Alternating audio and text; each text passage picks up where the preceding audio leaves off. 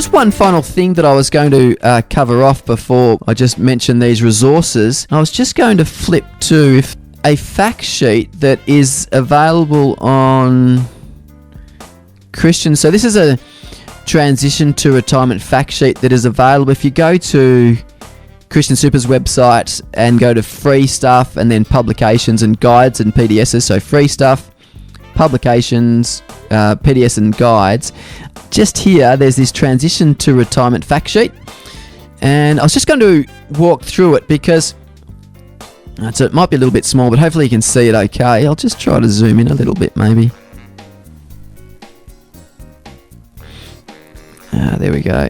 What this is trying to explain is the tax benefits and the difference between being 55 and being 60 years of age. So we've picked an example here of someone who is earning $80,000, and in this first column there's no salary sacrifice, and the net outcome is that there is $71,563. So that's their net benefit.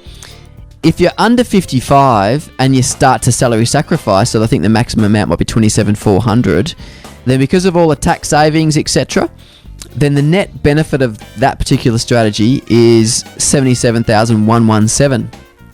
Now, if you look at this third scenario where there's salary sacrifice, but this scenario is showing that you're salary sacrificing, but you still need to maintain your current level of income.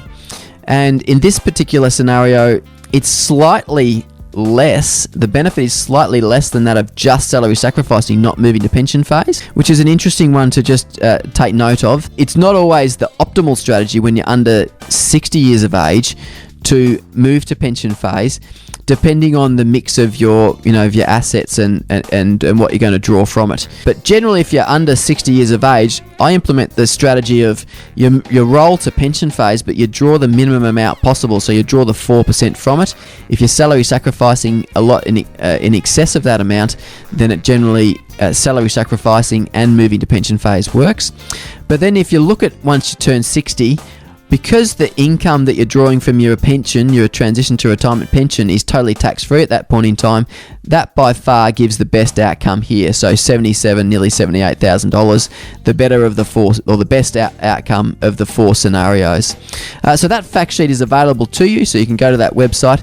The other thing that the fact sheet does have on it, if I can scroll across to it, it's just got a few questions about things to consider. So if you want to look at that fact sheet, it might be another helpful hint, as well as potentially going back over the recordings as well. Now, just going to flick back to other resources that are available here for you. So there is the Christian Super Help Desk. So if you just need forms to implement some of the strategies because you understand them, then you can call the help desk. A lot of the forms are available via the Christian Super website. You can either register for future webinars or look at previous recordings of other webinars if I've referred to them through the session.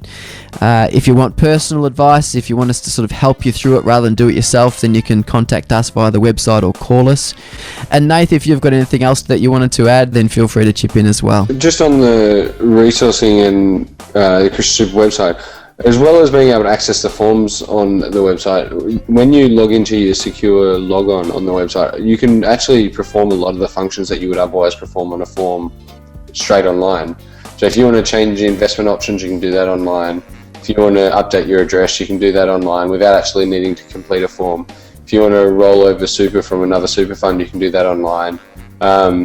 So while there are a few things like applying for additional insurance or applying to withdraw your benefit, where you actually need to complete a physical form, a lot of the stuff now you can just do through your secure online login. And if you haven't already got an online login, then it's just a matter of going to the website and clicking on member login, and you can register for your own access to your own account there. So I think you get where is it, somewhere down here, register for member access, click here to join, and you can walk through setting up your own particular access to your account.